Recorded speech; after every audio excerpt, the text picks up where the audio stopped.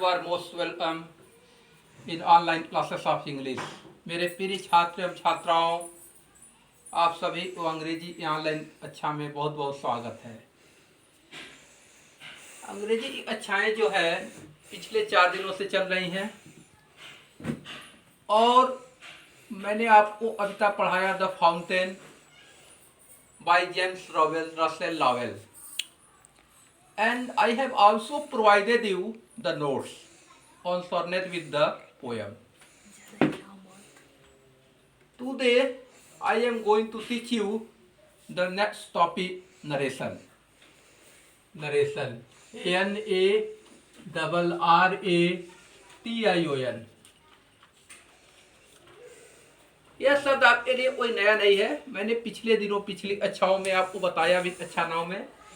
और यह जो नरेशन जो शब्द है, यह आपको, यह नरेशन का मतलब होता है जब आप when you will open the dictionary then you will find narration means होता है कथन, कथन,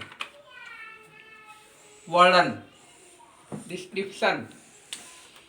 तो आज का जो टॉपिक है इसमें आपको नरेशन जो है, नरेशन को आपको नरेशन सीख लेने से, नरेशन जान लेने से केवल आपको डायरेक्ट से इनडायरेक्ट में चेंज करना ही नहीं आ जाता है, बल्कि you also know the use of various punctuation marks, comma, double inverted comma, question marks, exclamation marks. तो हम जो है नरेशन को सीखने के लिए जो है, यह जो कथन है, यह नरेशन मेथड है, स्टेटमेंट, स्पोकन बाय स्पीकर, वक्ता के द्वारा कही गई बात को ही हम क्या कहते हैं, नरेशन। वक्ता के द्वारा कही गई बात को ही हम क्या कहते हैं, नरेशन कहते हैं। नरेशन हिंदी में जब आप डिक्शनरी खोलेंगे तो क्या पाएंगे, कथन। इसमें होता क्या एक्चुअली, आपको तो first of all we have to know the word meaning of narration, English meaning of narration, the origin of the word narration. इस शब्द की उत्पत्ति कहाँ से हुई है, यह शब्द आया कहाँ से। तो हम कह सकते हैं the word narration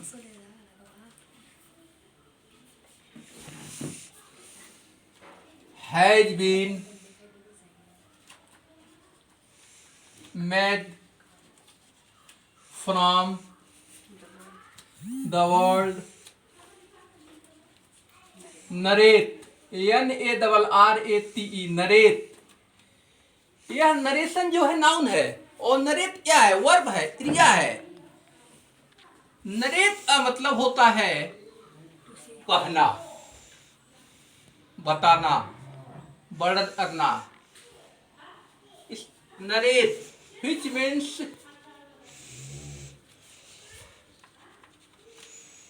to say, to utter, to describe।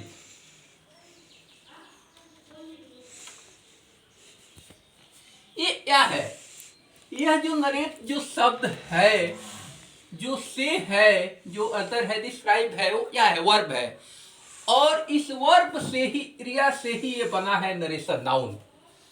तो द मेथड या the art to express the words of speaker is known as narration. वक्ता के द्वारा ये शब्दों को वर्णन करने के लिए, बताने के लिए जो तरीका प्रयोग किया जाता है उसे हम क्या कहते हैं, narration. There are two methods to express the words of a speaker. वक्ता के द्वारा कही गई बात को हमें कहने के लिए, हमें बताने के लिए दो तरीका है। Perhaps you know, शायद आप जानते भी हैं ये जो आने का जो तरीका है, वह पहला जो तरीका है वह है direct narration. Direct narration, direct narration. इससे डायरेक्ट स्पीच भी आते हैं, जिसको हम कहते हैं प्रत्यक्ष, प्रत्यक्ष विधि, प्रत्यक्ष। और दूसरा जो है वो है इनडायरेक्ट, इनडायरेक्ट नरेशन। इसको हम कहते हैं प्रत्यक्ष, प्रत्यक्ष कथन, और इसको कहते हैं अप्रत्यक्ष कथन। There are two methods to express the words of a speaker. The first is direct narration and the second is indirect. Now, the question will be asked in your examination to change the sentence from direct to indirect. आपको परीक्षा में जो प्रश्न आता है वह direct से indirect में बदलने के लिए आता है। और तो हमें जब नरेशन के विषय में जान गए तो नरेशन डायरेक्ट क्या है और इनडायरेक्ट क्या होता है। डायरेक्ट का मतलब आप सब लोग समझते हैं, ये हमारी बात आपसे डायरेक्ट हो रही है, आपने कुछ मुझे डायरेक्ट बताया। और यह भी होता है कि आप मेरे द्वारा कही बात को दूसरे से बताया, वह इनडायरेक्ट हो गया। तो सबसे पहले जो है डायरेक्ट स्पीच या डायरेक्ट नरेशन इसे कहते हैं।